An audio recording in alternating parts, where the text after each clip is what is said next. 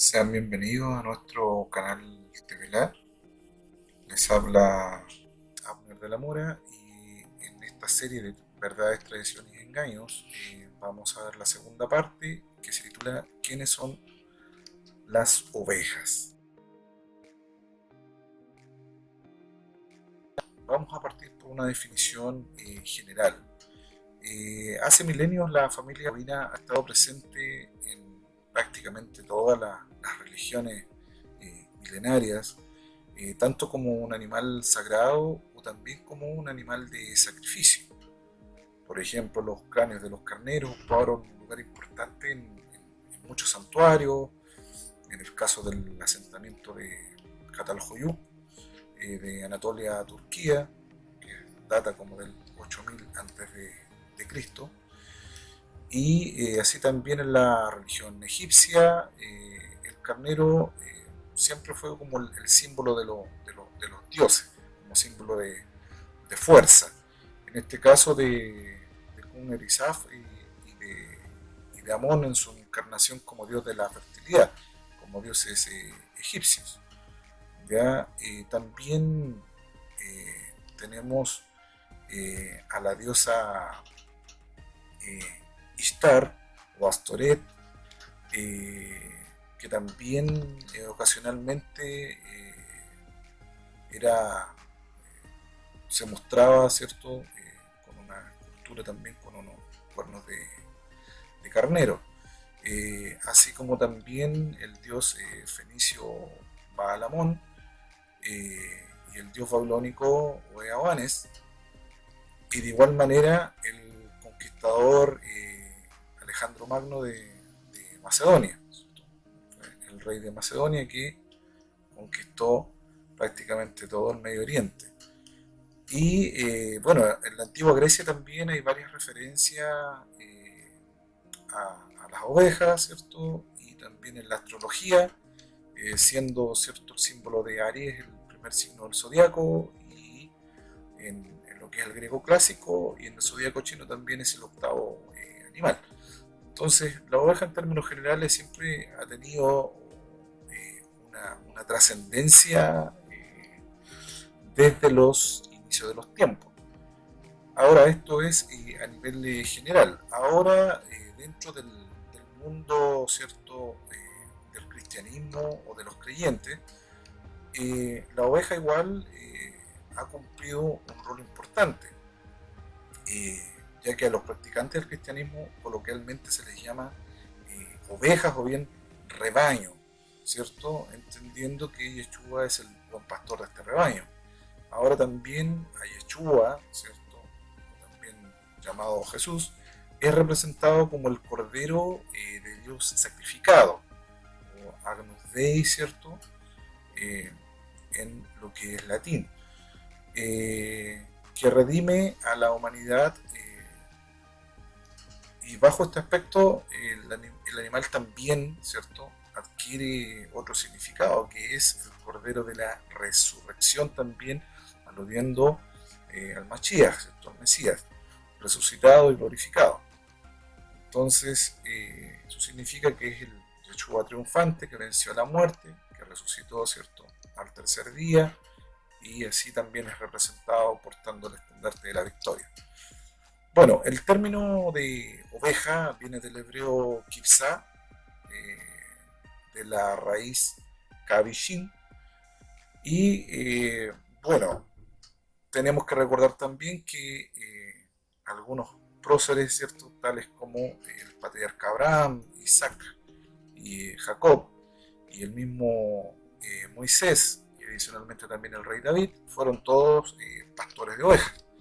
Entonces, la oveja en sí es un símbolo importante para todas las culturas y dentro también del cristianismo.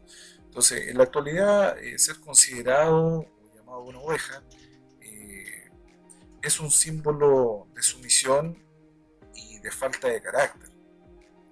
¿Ya? Es todo lo opuesto a lo que podemos apreciar como el carnero, que es símbolo de fuerza, de poder y virilidad. Insisto, y está presente hasta hoy en día, en muchos lugares, inclusive en algunas marcas importantes, por ejemplo, automotriz, como es Dodge, por ejemplo, que está representado de esa manera.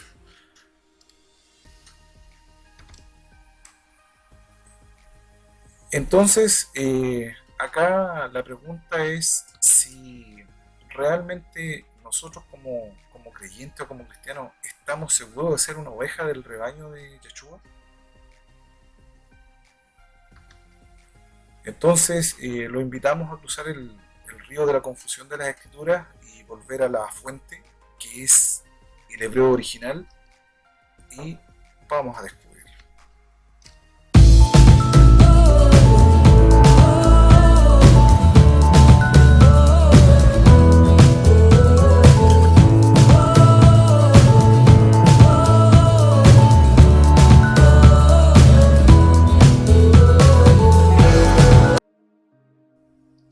Bueno, quizás para muchos cristianos o creyentes han escuchado en algún momento, en alguna prédica, ¿cierto? O han escuchado a algún sacerdote en una iglesia o en algún lugar que se ha hablado, ¿cierto? De que Cristo, ¿cierto? O Yeshua es el buen pastor y que pone su vida por sus ovejas. ¿Ya? Normalmente cuando esto se predica y se escucha por la gran mayoría de los creyentes, los cristianos, sin duda que todo, toda persona se siente bien, siente bienestar por esto, se siente regocijado, querido, ¿cierto? Y se imagina quizá en los brazos del buen pastor, ¿ya? Eh, pero igual acá esto tiene parte de dulce y de agraz, porque en realidad primero es importante saber realmente quiénes son ovejas y quiénes no son ovejas.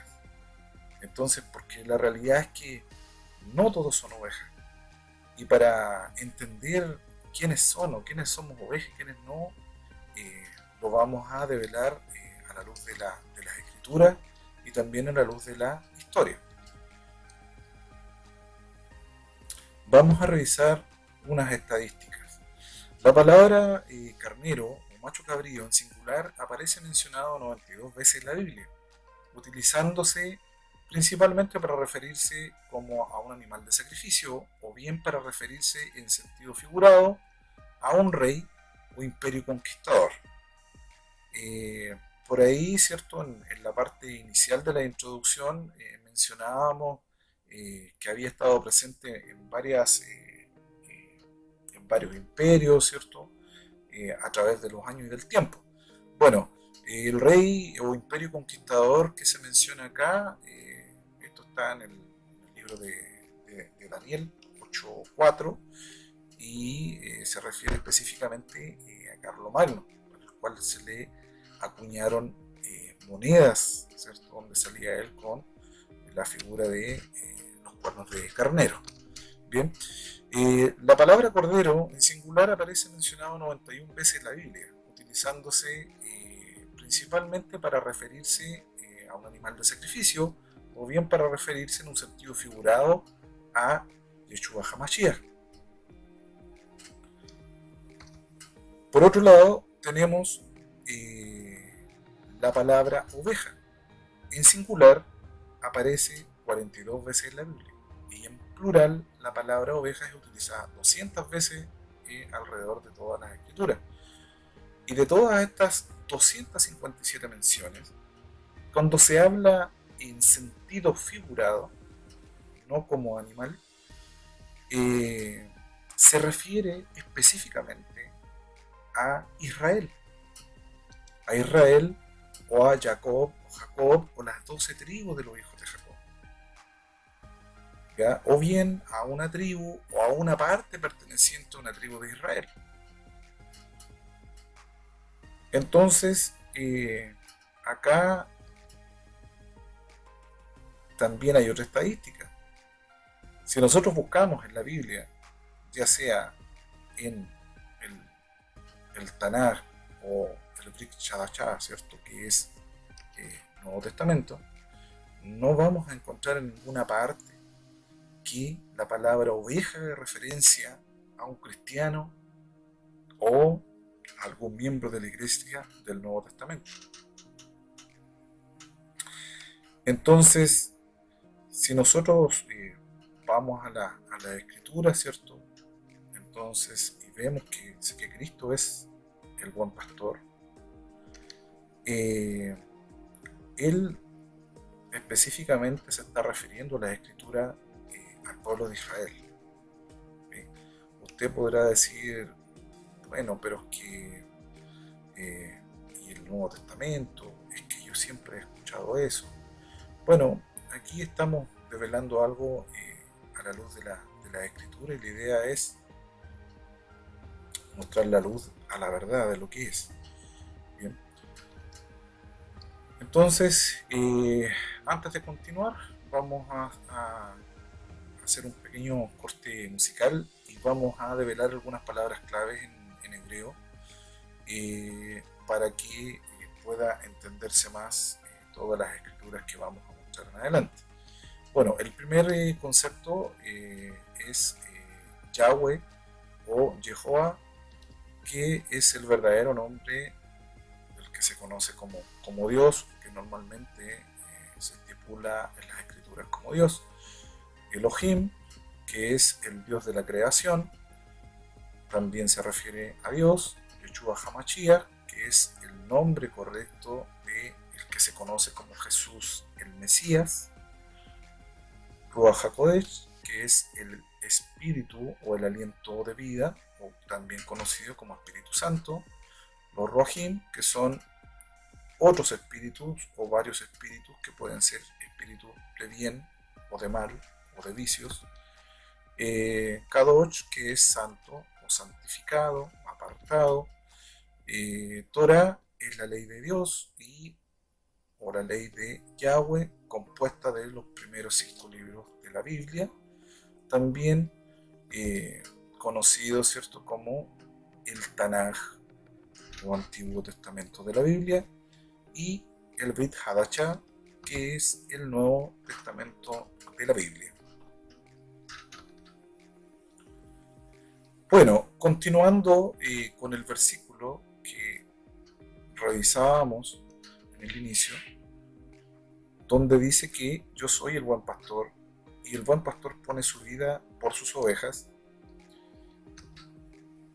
Vamos a llevar esto a la traducción, ¿cierto?, del hebreo original, y esto lo podemos extraer del Strong Hebreo 6629, donde podemos ver que la palabra ovejas ya viene de la definición tesón o teseón, que significa específicamente emigrar, y es un nombre colectivo, ¿cierto?, que tiene relación con un rebaño, ya sea de ovejas o de cabras, también figurativamente para referirse a hombres, o también, ¿cierto?, borrego, corderito, cordero, ganado, grey, hato, majada, manada, novillo, oveja, ovejuno, pastar, pastor, rebaño o redil. Son sinónimos, ¿cierto?, para referirse a rebaño de. Entonces, si nosotros completamos esto y vamos a buscar la palabra emigrar en un diccionario normal de español, nos dice que es dejar, y se refiere a una persona, su lugar de origen para establecerse temporalmente o definitivamente en otro país o en otra región. Entonces, si nosotros leemos nuevamente este versículo, podríamos decir, traducido, a que yo soy el buen pastor, y el buen pastor pone su vida por sus rebaños emigrantes o por sus emigrantes. Entonces, eso es lo que significa oveja. emigrante, que significa que salió desde un lugar para establecerse en otro. Entonces, esto en realidad es un simbolismo y está tomado principalmente desde que Israel, o las 12 tribus de Israel que estaban en Egipto, luego, ¿cierto?, de establecerse en la tierra de Gosén por intermedio de José, y después al permanecer ahí durante los años, ¿cierto?, comenzó la tarea de Moisés para liberar al pueblo. Entonces, desde ahí, ¿cierto?, que viene el concepto, emigraron, ¿cierto?, de una tierra extraña. Entonces, para entender mucho más esto, vamos a acudir a una ley de precedencia. Es una ley que está dentro de la hermenéutica, ¿ya?, y que dice que cuando un concepto o palabra es explicado en la Biblia por primera vez, esta te va a dar una guía y la definición de cómo se deberá utilizar e interpretar las siguientes veces. Entonces, por lo tanto, es un error claro todo aquel que basa sus estudios solo en el Nuevo Testamento, porque claramente que puede llegar a interpretar y asumir o creer algo que realmente no es. Entonces, siempre existe un orden, y el orden es de lo primero hasta lo que está al final. Eh, yo personalmente siempre digo lo siguiente, de que la Biblia es una sola y es de tapa a tapa, o sea, es de Génesis hasta Apocalipsis. Y para entenderla hay que leerla de la misma manera. Entonces, eso significa claramente que yo no puedo pretender hacer teología del Nuevo Testamento si yo no reviso el Tanaj o el Antiguo Testamento, que es la Torá. Entonces, bajo esta regla de precedencia, ya nos está dando indicios, ¿cierto?, con bases a qué nos referimos con el concepto o la palabra de oveja. Entonces, acá tenemos, por ejemplo, el Salmo 95:7, que dice que porque Él es nuestro Elohim, nuestro creador, y nosotros somos el pueblo en su pastizal, las ovejas a su cuidado, si tan solo hoy escucharas su voz. Bueno, eso lo dice el rey David. Que dicho sea de paso, el rey David fue el primero que empezó a llamarle ovejas al pueblo de Israel, compuesto por las 12 tribus, dado que él era un pastor de ovejas. Ese era su rol principal antes de él ser llamado y convertirse, ¿cierto?, en rey, previa prueba, ¿cierto?, de batirse y enfrentarse con Goliat. Entonces acá tenemos otro versículo de Primera de Crónicas 21:17, que dice: David dijo a Elohim, al Creador, ¿no fui yo quien ordenó el censo del pueblo?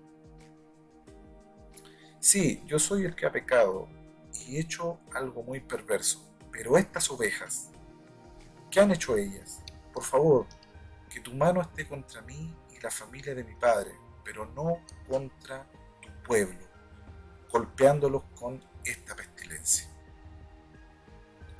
Entonces aquí nuevamente nos queda mucha más claridad de que el concepto de oveja, rebaño, ¿cierto?, está relacionado al pueblo de Israel, a las 12 tribus. Ahora, esta escritura que está en Primera de Crónicas 21:17, usted puede llegar y chequearla o revisarla también en Segunda de Samuel 24:17, que dice exactamente lo mismo. Entonces, eso demuestra que la escritura es inspirada, ¿cierto?, por Yahweh Elohim.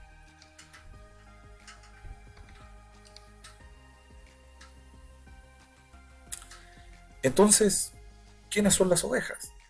Y bueno, de acuerdo a la Biblia, lo que es Tanaj y Brit Hadachá, Antiguo y Nuevo Testamento, las únicas ovejas son la casa de Israel, compuesta por las 12 tribus.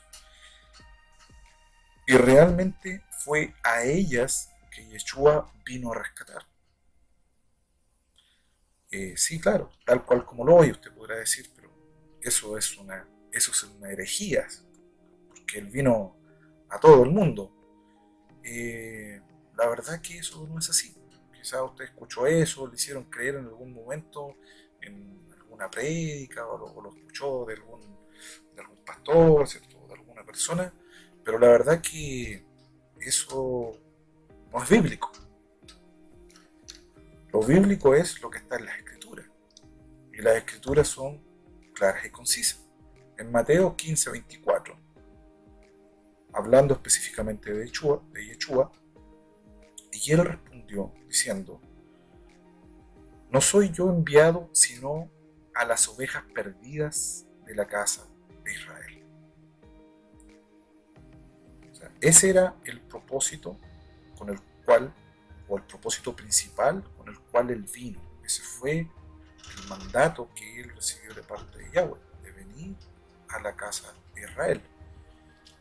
Usted dirá, pero bueno, eso, ¿cómo? ¿Cómo puede ser eso? ¿Por qué eso? Bueno, esa es la realidad.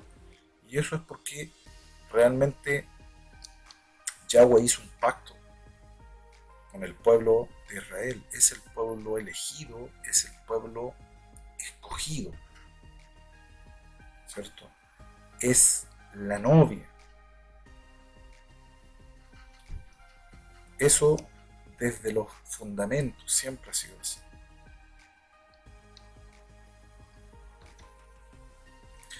Entonces vamos a ver acá el por qué. Qué pasó con Israel? Eh, Siempre hay algunas confusiones respecto de las personas en general, cristianas o no cristianas, creyentes o no creyentes, de que cuando nos referimos a Israel, ¿cierto? Cuando nos referimos a los judíos, ¿cierto? Inclusive hay otros términos por ahí que salen de sionista, o algunos también eh, hablan de judaizantes y otro tipo de cosas. Pero en realidad aquí vamos a aclarar lo siguiente. Eh, Israel como tal eh, se conformó partiendo de las 12 tribus. Esas 12 tribus fueron unificadas, ¿cierto? Por el rey David, ¿ya? Y se mantuvo esto hasta el rey Salomón. Entonces, ¿cuáles son las 12 tribus? Las 12 tribus que tenemos acá, ¿cierto? Está la tribu de Simeón, ¿cierto? Está la tribu de Judá, está la tribu de Rubén, de Gad, de, de Dan, de Asher o Aser, de Neftalí, de Zabulón, de Isaacar, ¿cierto? Y tenemos la tribu, ¿cierto? De Manasés y la tribu de Efraín. Entendiendo claramente de que acá no aparece, por ejemplo, Leví, porque Leví efectivamente, de acuerdo a la escritura, ellos no recibían herencia porque eran los levitas. Y los levitas no tenían herencia de tierras. O sea, para eso estaban el resto de las tribus que tenían que sustentarlo. Y eso era la norma establecida. Acá también, ¿cierto? Vamos a ver, para los que puedan conocer un poco más, o si no, aquí va a ser la oportunidad que también busquen, ¿cierto? Es que aparece acá, dentro de estas 12 tribus, aparecen, ¿cierto? Los nombres de Manasés y de Efraín, por ejemplo, eh, pero no está José, pero sí está Benjamín. Entonces ahí, bueno, hay una parte también en la historia donde se narra y se cuenta lo que ocurrió, ¿cierto? José, él tuvo dos hijos, que justamente fueron Manasés y Efraín, y ellos recibieron la heredad, ¿cierto? En pos de otros dos hermanos de la tribu, ¿ya? Que perdieron, ¿cierto? Su herencia, por haber hecho cosas indecorosas, ¿cierto? Contra su padre y también contra Yahweh, ¿cierto? Entonces estamos hablando de el hijo primogénito de Jacob, que fue el que mancilló su lecho con una de sus concubinas, ¿cierto? Y tenemos, ¿cierto?, el otro caso de otro de sus hijos que en conjunto con Leví, ¿cierto?, fueron los que asolaron prácticamente a todo un poblado, ¿cierto? Porque el príncipe llegó y en realidad se portó indecorosamente con su hermana. Entonces, bueno, estos hechos a ellos lo hicieron perder su heredad y eso fue transferido a Manasés y a Efraín. Eso usted lo puede encontrar en la Biblia, pero nos vamos a centrar acá en esto específicamente. Israel y Judá llegó un momento que se separaron después de que ya falleció el rey Salomón, ¿cierto? Y venía su sucesor, que era Roboán. El reino del norte, que eran las 10 tribus, ¿ya?, no estuvieron de acuerdo con eso y se rebelaron. Y se separaron, ¿cierto?, de la parte sur, que solamente estaba compuesta por la tribu principalmente de Judá y de Simeón, ¿ya?, con algo de la tribu de Benjamín, ¿cierto? Y algo también un poquito de Adán, pero principalmente eran dos tribus. Entonces los reinos se dividieron en dos partes. El reino del norte, ¿ya?, que se llamó Israel, y el reino del sur, que era el reino de Judá. Entonces, principalmente de ahí viene todo aquel que se le denomina judío. Entonces, era porque eran provenientes de la tribu de Judá. Pero un judío es porque pertenece a esa tribu, pero en realidad toda la comunidad es Israel. Bien, entonces veamos qué ocurrió con esto. Estos dos reinos, el del norte y el sur, lamentablemente empezaron a fallar reiteradamente en cuanto a rechazar las leyes y los pactos eh, por el cual habían hecho sus padres, ¿cierto?, con Yahweh, desde que salieron, ¿cierto?, desde Egipto, ¿cierto?, y vivieron todos ese éxodo y todas las generaciones posteriores que pasaron, ¿cierto?, hicieron pactos, y los pactos son perpetuos, porque así lo dice Yahweh en su palabra, los pactos son perpetuos, para siempre, no cambian. Y ellos empezaron a cambiar las normas, obviamente lo que tenían en ese momento, que era la Torá o el Tanaj, no lo empezaron a considerar, empezaron a volver su cara, su rostro, hacia otros dioses, hacia otras prácticas paganas, y lo cual les significó que ellos sufrieran terribles consecuencias. ¿Y cuáles fueron las terribles consecuencias? Bueno, acá tenemos a los dos reinos, el reino del norte y el reino del sur. Primero, dado toda esta desobediencia, claramente que los que más daño y más mal hicieron, porque se empezaron a pelear entre ellos mismos, ¿ya?, entre los propios tribus hermanas se empezaron a pelear, y los primeros castigados fueron los de la tribu del norte, ¿ya? Y la tribu del norte fue tomada, ¿cierto?, en el año 733 a Siria, ¿cierto?, bajo Tiglat Pileser, tomó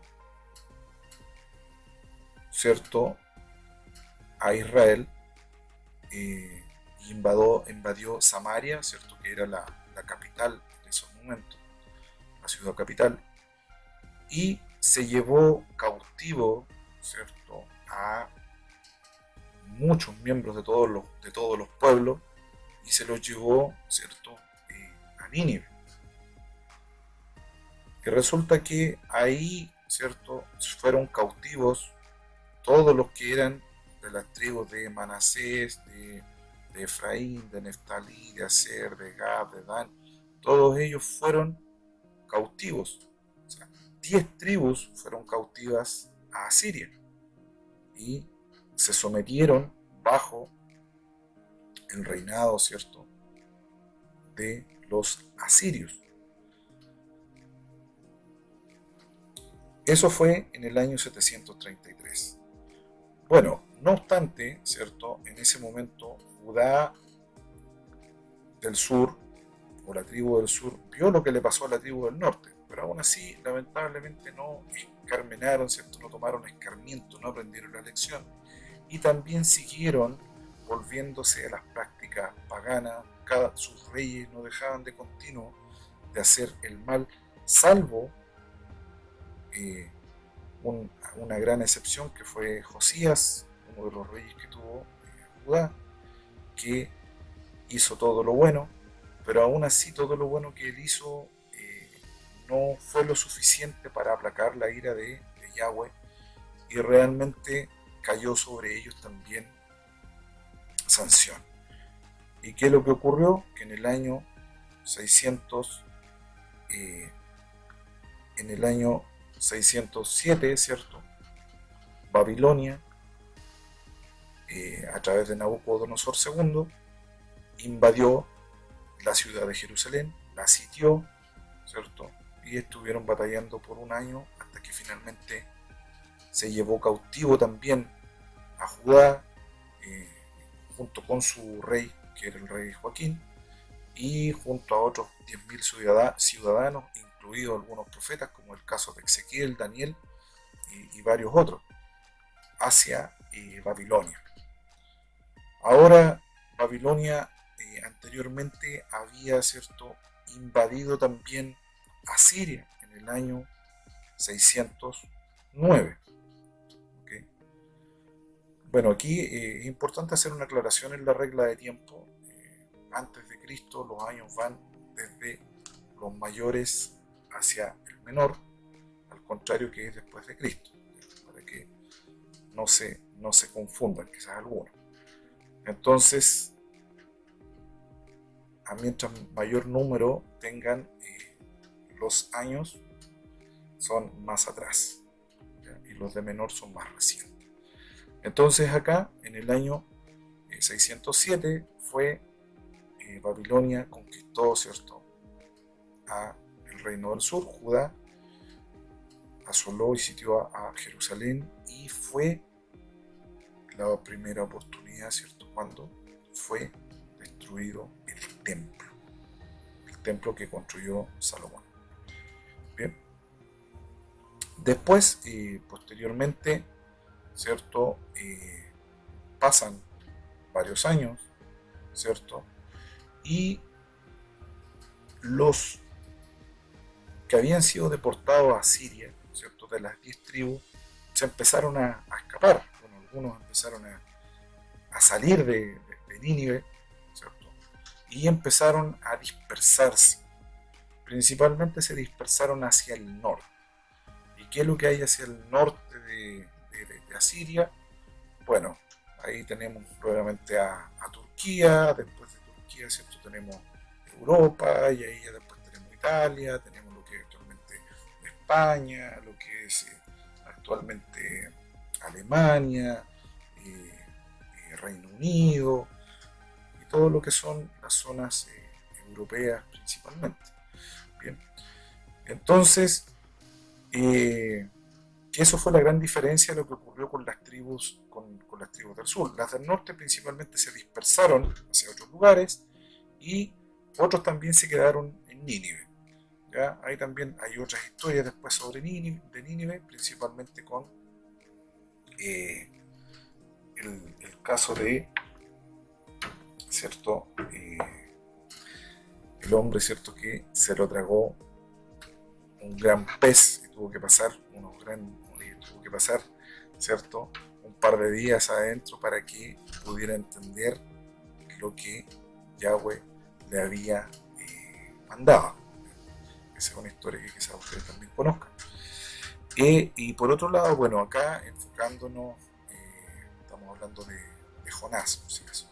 Y acá, dentro de Babilonia, los que habían sido deportados, ¿cierto?, a Babilonia, dentro de los que estaba el profeta Ezequiel y Daniel, bueno, ellos sirvieron inclusive al rey, sobre todo Daniel cumplió un rol muy importante, sirvió a tres reyes dentro de Babilonia. Pero, ¿qué ocurrió? Que Babilonia también sufrió la caída, y sufrió una caída, ¿cierto?, por conquista a través de lo que fue el imperio persa, de Ciro II. Ciro el Grande, ¿cierto?, llegó y invadió Babilonia y se quedó con todo, ¿cierto? Y este rey llegó y hizo un pacto con eh, el pueblo de Judá y les autorizó que ellos regresaran, ¿cierto? En el año 537, retornara ese remanente hacia Judá, que principalmente fue guiado por Zorobabel, ¿cierto? Y Esdras y otros 40.000, y Zorobabel fue el que se encargó de la reconstrucción del templo. Eso todo está dentro de lo que es Segunda de Reyes principalmente, y bueno, de igual manera está mencionado, ¿cierto?, por el profeta Ezequiel, Daniel, Esdras, bueno, también está Jeremías también en el caso de él, que Jeremías, si bien era también de la tribu de Judá, pero él profetizó mucho principalmente de la tribu del norte, ¿ya? Y fue acusado también de traición, de traidor. Bueno, es también una historia para leerla y entender.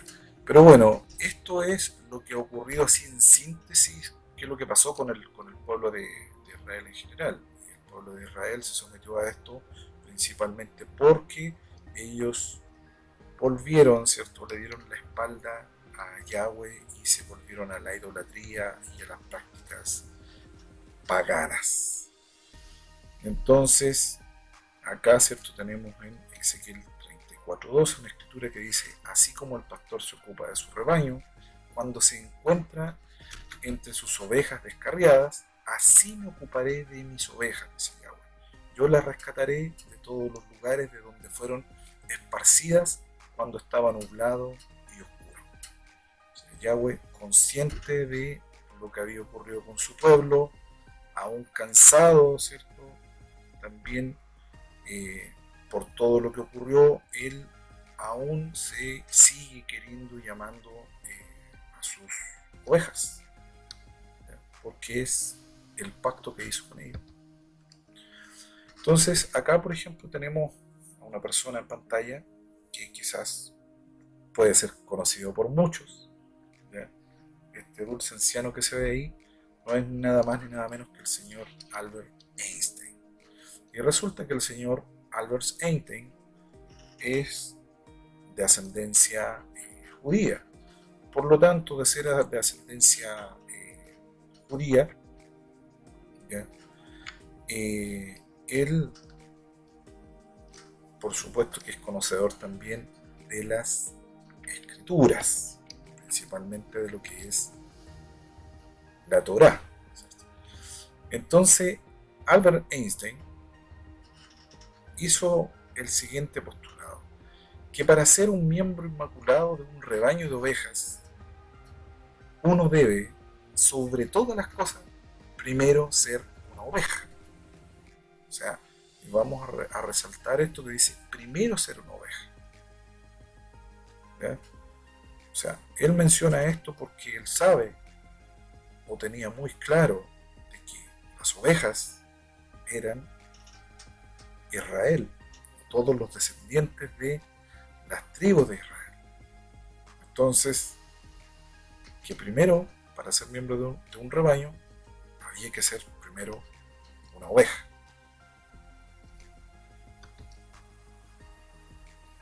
Entonces, la pregunta acá es, bueno, pero ¿cómo somos una oveja o cómo ser una oveja? Porque aquí el tema principalmente está para el que está, digamos, fuera de este pacto, para el que no forma parte de Israel, el que no forma parte de ninguna de esas tribus, ¿cierto? Entonces dice, bueno, yo soy un gentil, como se menciona por el pueblo israelita o el pueblo judío, ¿cierto? Un gentil. Bueno, hay buenas noticias porque también cuando Yahshua vino, él también dijo que habían otras ovejas que si bien no eran del redil, del pueblo al cual él mismo dijo que él había venido específicamente, ¿cierto? Por esas ovejas. Entonces, dice que no hay otras ovejas que no son del redil, pero él también necesita traerlas. Y dice que ellas también van a oír su voz y habrá un rebaño y un pastor. O sea, acá me voy a detener un segundo. Recomendable es que hayan visto, ¿cierto?, la primera parte de la serie que era, ¿cierto?, eh, cruzando el río, ¿cierto?, de eh, la confusión, ¿bien? Donde se hablaba de algunos conceptos muy importantes que tenía que ver con la teoría del reemplazo, entre otras, ¿cierto? Y que claramente la teoría de reemplazo, ¿cierto?, era la que, en realidad, bueno, era un principio satánico, porque en realidad no hay otra palabra para eso, que simplemente es cambiar las cosas y sacarlas de contexto. Aquí la palabra nos dice específicamente que, si bien hay otras ovejas que no son del redil, es decir, no son las ovejas de Israel, no son de las 12 tribus, pero que él también las va a traer, es decir, es la parte del gentilicio, ¿okay? Los gentiles, que vendría siendo parte, si usted lo quiere llamar, del pueblo cristiano. Y dice que ellas oirán mi voz, y habrá un rebaño y un pastor. El que habrá un rebaño significa que no hay diferencias, no van a ser distintos pueblos, es solamente un pueblo, va a haber un rebaño, simplemente que va a tener ovejas distintas, y él sabe y él las conoce. Entonces, lo que se postula es la teoría del reemplazo, que insisto, si usted no ha visto ese video, le recomiendo que lo vea para que entienda un poco más. La teoría de reemplazo principalmente es que la iglesia cristiana, ¿cierto?, tiene todos las promesas y los pactos que Yahweh hizo, ¿cierto?, con el pueblo de Israel, que lo perdió, ¿cierto?, por las prácticas que comentamos hace un tiempo atrás y por la dispersión. Entonces todo eso fue pasado al pueblo cristiano, cosa que es una mentira satánica. O sea, acá a la luz de la escritura vemos que específicamente habrá un solo rebaño, ¿okay? Por lo tanto es una adición al pueblo escogido, no hay una separación, ni existe tampoco una pérdida.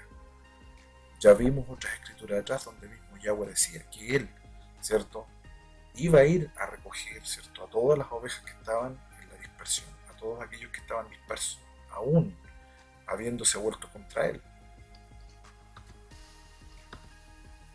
Y Juan 10:27 dice que mis ovejas oyen mi voz, yo las reconozco y ellas me siguen.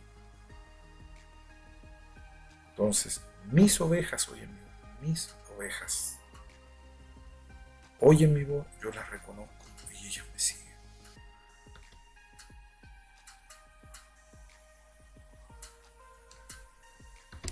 Entonces,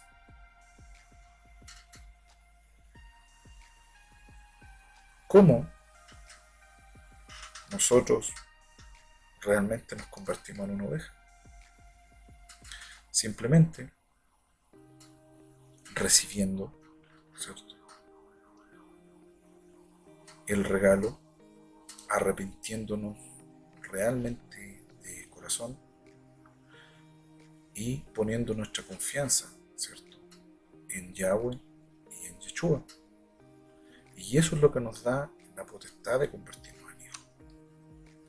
Si bien muchos dirán, sí, yo hice mi confesión de fe, ¿cierto?, de Romanos 10:9, ¿cierto?, y el pastor me dijo que si yo confesaba con mi boca, ¿cierto?, que si yo reconocía que el Señor, ¿cierto?, y que yo lo dejaba entrar en mi corazón, ¿cierto?, y que de ahí era salvo, porque con la boca se confiesa para justicia. Le digo, sí, si usted quizás hizo eso de manera sincera, quizás eso sí podría tener un efecto, pero le digo que eso tampoco resulta ser bíblico, porque en realidad eso se le llama, digamos, la oración o la confesión eh, del pecador, que en realidad igual es una doctrina, ¿cierto?, o un método que también fue inventado por la iglesia moderna, ¿ya?, para las campañas de evangelización, pero eso tampoco es algo bíblico, no es algo que hacían, eh, ¿cierto?, en la iglesia primitiva, ni mucho menos, ¿cierto?, antes de la iglesia primitiva. Entonces, acá lo importante es justamente arrepentirse de corazón, porque muchas personas pueden hacer su confesión de fe, pero realmente eh, eso lo pueden hacer influenciado por múltiples situaciones y no realmente por algo genuino. Entonces, eso es algo que se tiene que revisar y analizar. ¿Y dónde está la diferencia entre el que realmente cree, ¿cierto?, el que realmente cree y pone su confianza, ¿cierto?, en Yahweh, ¿cierto?, y quiere convertirse en un hijo de Yahweh, ¿cierto?, lo puede hacer. Y esto no es por herencia sanguínea, ni por impulso físico, ni por intención humana, como lo mencionaba, sino porque Yahweh así lo dispuso. Dice que Él ya nos escogió desde antes de la creación del mundo. Y eso no tiene que ver con la declaración de fe, ¿cierto?, de Romano. Tiene que ver simplemente porque Yahweh así lo dispuso. Y es algo que nosotros debemos cuidar y es algo que debemos nosotros de perseguir. ¿Y cómo nosotros cuidamos eso y cómo perseguimos eso?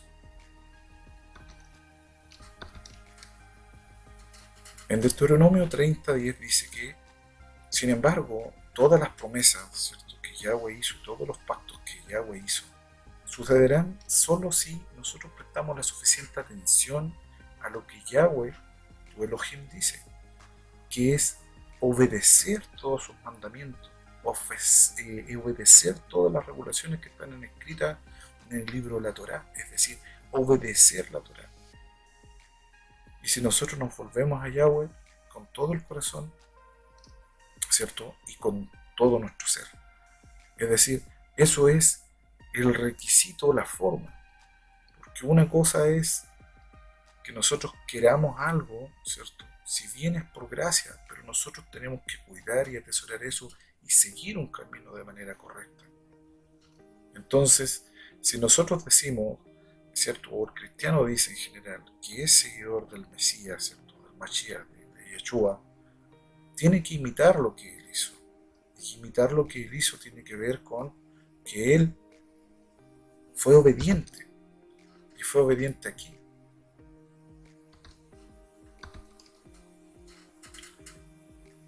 Él dice acá específicamente, Yeshua dice y encarga, si ustedes guardan mis mandamientos, ustedes permanecerán en mi amor, tal como yo he guardado los mandamientos de mi Padre. O sea, Él lo está diciendo acá explícitamente. Yo guardé los mandamientos de mi Padre. ¿Y cuáles son los mandamientos de mi Padre, lo que veíamos anteriormente. Todo lo que tiene que ver con sus pactos, sus ordenanzas, con la Torá, esos son todos los mandamientos. Y Él nos manda que nosotros también guardemos esos mismos mandamientos, porque así de esa manera vamos a permanecer en su amor. Así como Él también permaneció en el amor de Yahweh.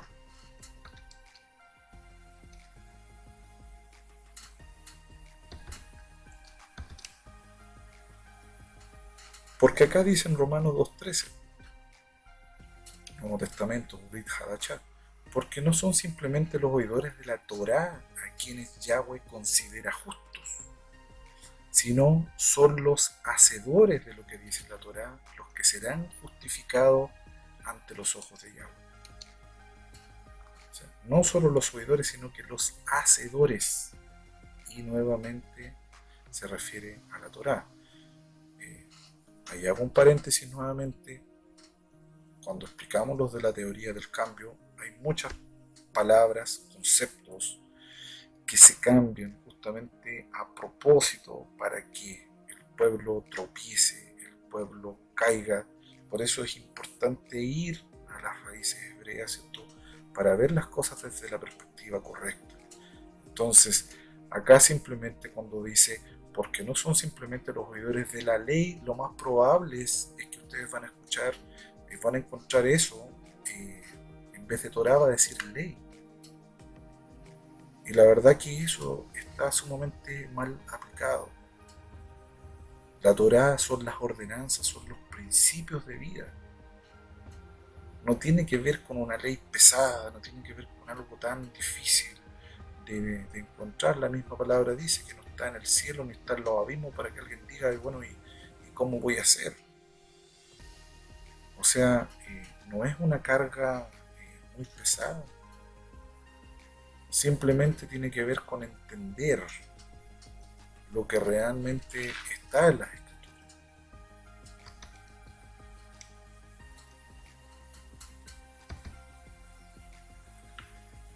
Y dice acá en la escritura, en Hechos 17:11, la gente de aquí era de un carácter más noble que los de Tesalónica. Bueno, esto era Shaul, Pablo, ¿cierto? Hablando de los hechos.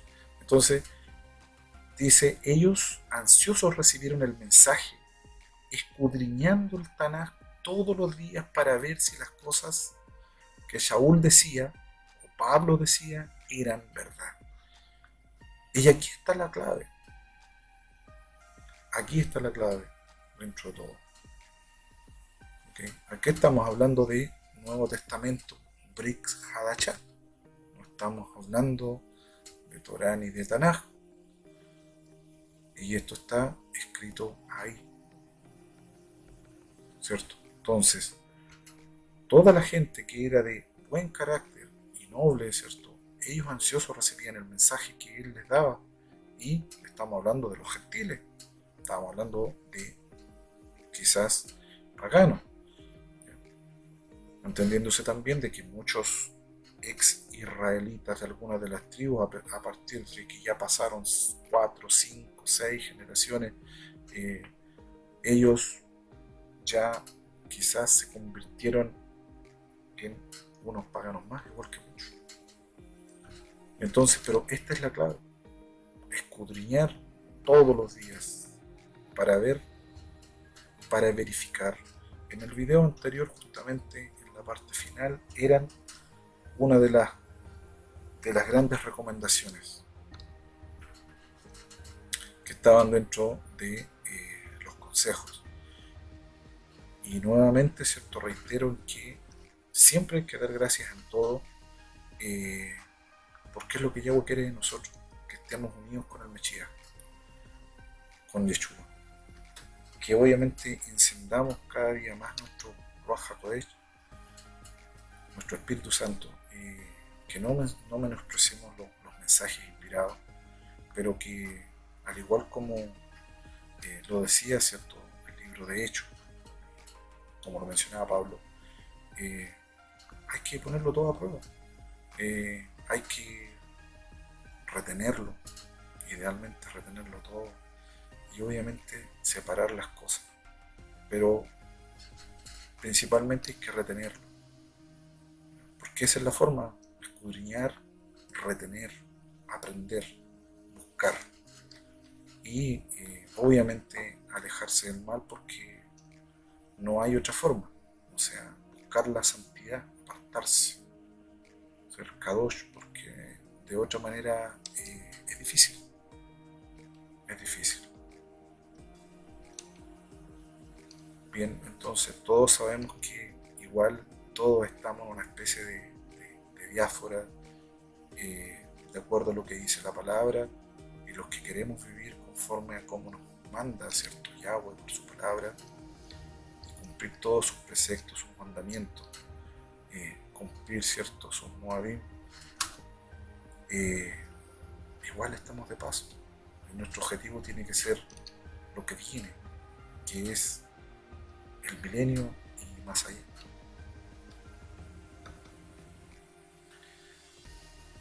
Bueno, finalmente hacer el llamado a que, o insistirle en que sigan buscando, que sigan escudriñando, de que realmente opten por la pastilla verde, que salgan, ¿cierto?, de la burbuja, y que asuman el reto de seguir escudriñando, de seguir aprendiendo y de seguir empapándose de las verdades, ¿cierto? Y volver a las raíces, que es el hebreo original, porque ahí está la verdad. La verdad no está, ¿cierto?, en la iglesia moderna, está en las raíces hebreas. Ahí está la verdad. Y solo yendo al origen y a la verdad podemos ser libres. Y la verdad nos va a hacer libres, ¿cierto? Y ahí es donde vamos a ver la verdad, y no vamos a perecer ni vamos a tropezar, ¿cierto? Como también está escrito, que el pueblo perece por falta de conocimiento, y la falta de conocimiento es eso. Espero que no opte, ¿cierto?, por la pastilla roja, sería lamentable. Pero finalmente, como todo, es su decisión. Usted elige, ¿cierto?, seguir un camino o seguir otro camino. Ha sido un placer una vez más. Les agradezco por haber estado y permanecido eh, conectados al canal, por haber visto este video. Les deseo la mejor de las bendiciones y que siga adelante, o siga firme y adelante, como dicen algunos.